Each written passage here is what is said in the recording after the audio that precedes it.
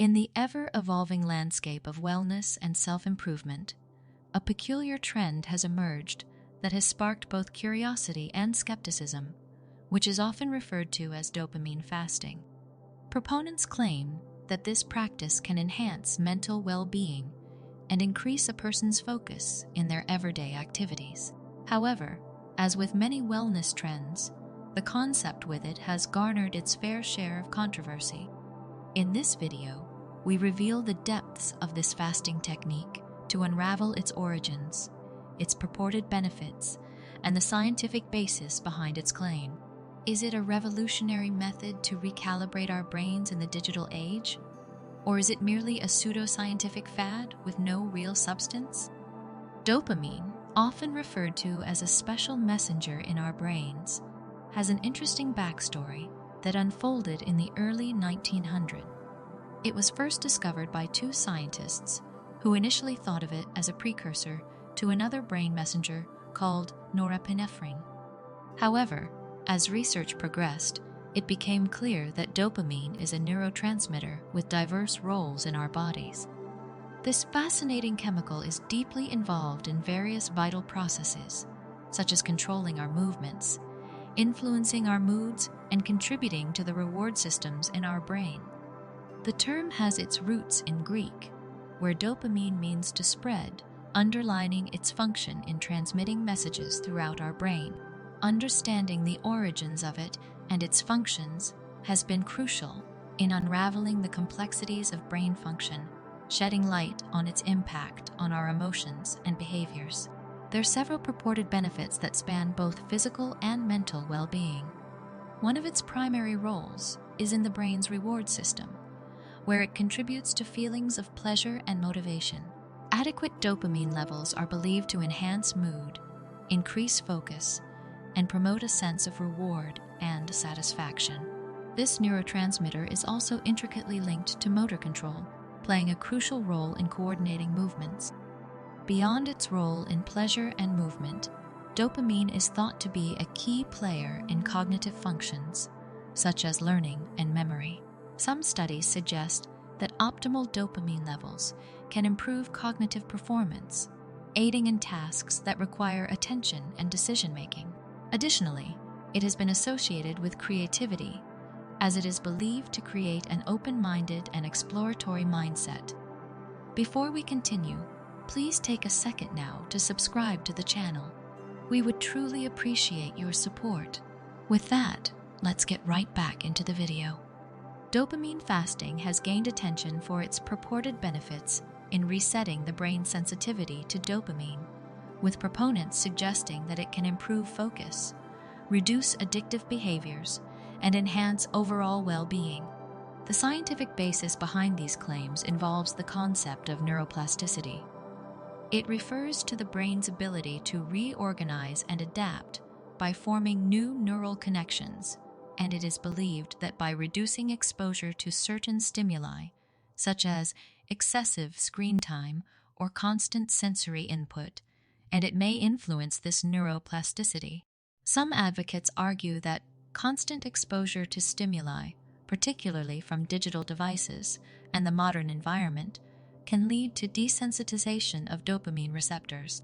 Proponents propose that by abstaining from certain activities for a designated period, individuals may allow their dopamine receptors to become more sensitive again, potentially leading to an increased capacity to experience pleasure from everyday activities. However, it is crucial to note that the scientific evidence supporting the efficacy of it is limited. While studies have demonstrated the impact of environmental stimuli on dopamine release and receptor sensitivity, the specific application of this detox as a therapeutic intervention is still ongoing. Moreover, individual responses to it can vary significantly, and the long-term effects and potential risks remain unclear. Despite the growing interest in dopamine fasting, a practice that has captivated the attention of various communities seeking enhanced mental well-being, critics are quick to highlight the potential oversimplification of the complex neurobiological processes underpinning this trend. While dopamine undoubtedly plays a pivotal role in reward systems and motivation, the brain's intricate response to stimuli involves a myriad of neurotransmitters and neural circuits, far beyond any singular focus. It is essential to recognize that the concept of it lacks a universal definition and standardized guidelines, contributing to the skepticism surrounding its efficacy. Critics emphasize that the duration and intensity of the proposed fasting periods vary widely among advocates, making it challenging to establish clear parameters for implementation. Without a consensus on the optimal approach, questions arise regarding the practicality and sustainability of incorporating it into one's lifestyle. The concept has emerged as a topic of considerable debate, prompting questions about its legitimacy and efficacy. Advocates herald it as a revolutionary approach to recalibrating our brains in the face of the overwhelming digital stimuli that characterize the modern age. The proponents argue that by intentionally limiting exposure to certain stimuli, individuals can potentially restore sensitivity in dopamine receptors, leading to improved focus, enhanced mental clarity, and an overall sense of well-being. However, the skeptics view it with a more critical lens, dismissing it as a pseudoscientific fad lacking empirical evidence and scientific grounding. At the heart of the controversy lies the question of whether it indeed brings tangible benefits, or if it is simply a trend fueled by anecdotal claims and a desire for quick fixes in the realm of self-improvement. The scientific community is divided on the matter, with some studies indicating the impact of environmental stimuli on dopamine receptor sensitivity, while others question the practicality and long-term effectiveness of it as a viable intervention. The lack of standardized protocols and guidelines for this fasting further complicates the evaluation process, making it challenging to draw definitive conclusions about its merits or drawbacks. The terminology itself has been criticized for potentially oversimplifying the intricate neurobiological processes involved in the brain's response to stimuli. Critics argue that by placing the spotlight solely on dopamine, the concept neglects the broader array of neurotransmitters and neural circuits contributing to mental health and cognitive functions.